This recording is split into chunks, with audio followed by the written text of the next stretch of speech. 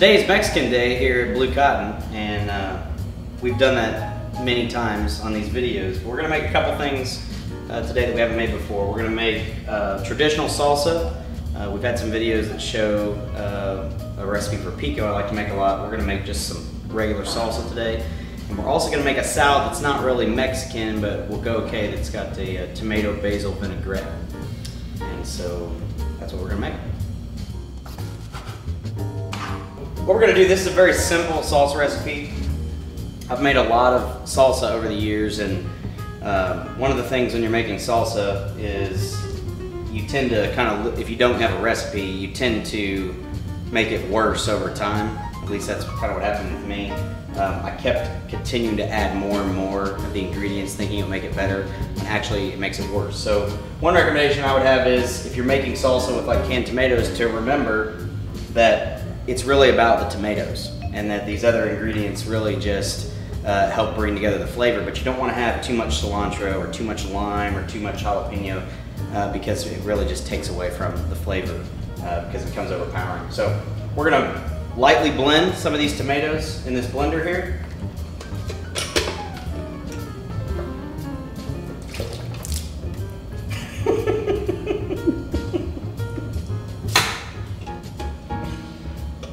Everything is going wrong today, right now.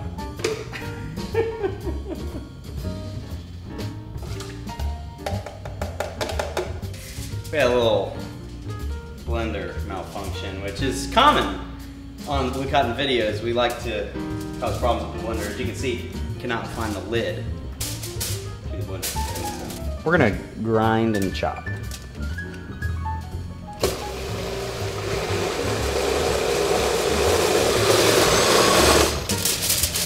Let me just check the consistency of that. I'm gonna go just a tiny bit more.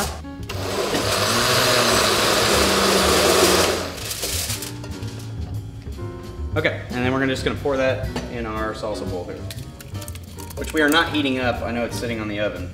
Okay, so now this is a large portion. If I was making this at home, I might just do one of these cans. I like red gold for salsa, diced tomatoes, and you know, obviously you only blend them to the amount of chunkiness you like. I'd be very careful with onion. This is one onion, and that's for 3 of these. One of the things that I learned making a lot of salsa is that onion is the quickest ingredient to overpower the salsa. Next I would say would be cilantro. But you want to use onion sparingly because it really permeates the salsa, and if you get too much onion, you can't tell that it's too much onion, you just can tell it doesn't taste very good. So this is 1 onion chopped, and I'm doing it for 3 cans. If you were gonna do it with a can, you know, like this at home, maybe do, you know, half an onion or 1/4 of an onion, something like that. You don't need tons of onion. So I've just diced this up, and I'm just gonna drop it in there. And then we also have cilantro, again, another very powerful ingredient.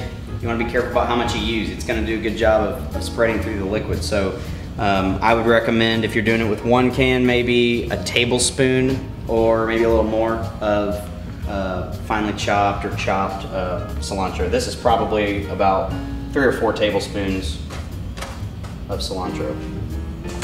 And then garlic, that's one that you don't have to be as careful about.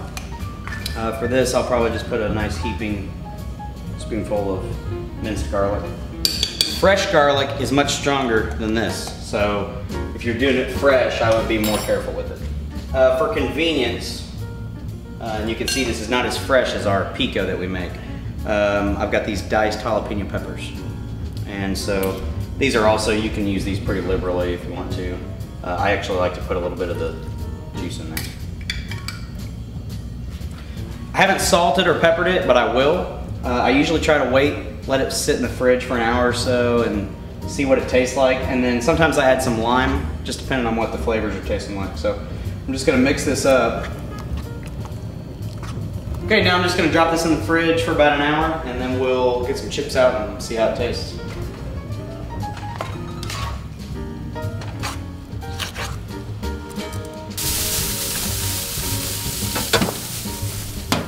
Okay, today we're gonna make a tomato basil vinaigrette.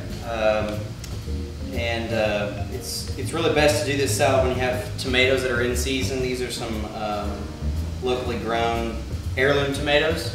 You can use hybrid tomatoes if that's what you prefer, but just some fresh tomatoes are kind of important for this recipe. So it's got tomatoes, it's got green onion, it's got fresh basil, some garlic, some red wine vinegar, and some extra virgin olive oil.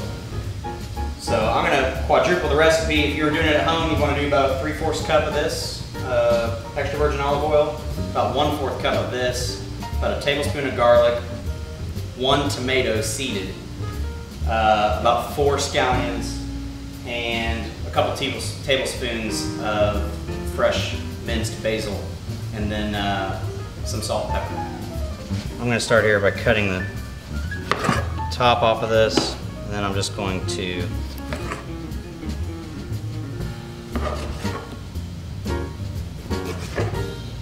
cut this like this. Now this tomato is very meaty. There's not a lot of seeds and juice, so I wouldn't worry about seeding it. If you get a really juicy tomato, you need to take the seeds and the excess juice out. But since we don't have that problem with this particular tomato, I'm just going to dice it up and throw it in the bowl. And you're gonna have some big chunks of tomato in this dressing. You don't put, or at least I don't, put anything else on the salad except the dressing. So the dressing is kind of the toppings for the salad. And today we're just gonna put it on some spinach leaves. But I would recommend any mild tasting lettuce would be a good choice for this salad. All right, so as I said, I'm quadrupling this recipe today. So the 3/4 cup of extra virgin, I'm gonna turn into 3 cups. And you can see I've got my tomatoes in the bowl, kind of roughly chopped. If you wanna finely chop them, that's fine. I just kind of like them to be kind of roughly chopped like that, so do whatever you prefer.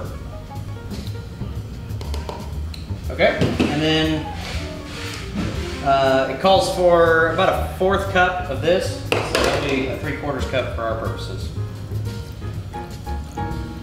Okay, these green onions. I'm just gonna cut the stiff end off.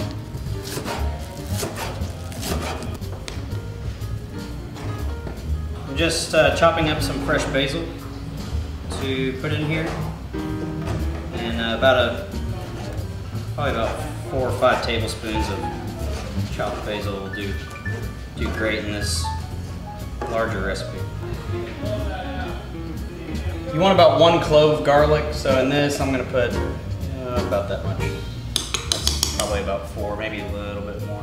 And then some salt and some pepper.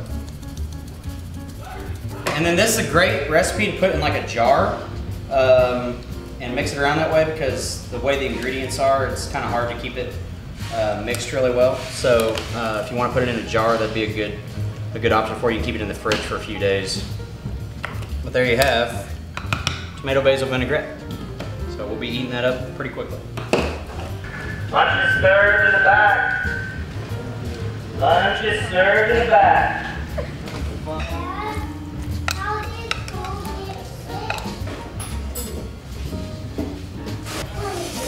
Oh.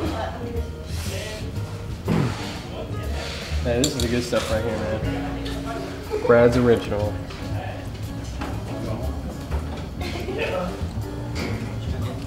Leafy.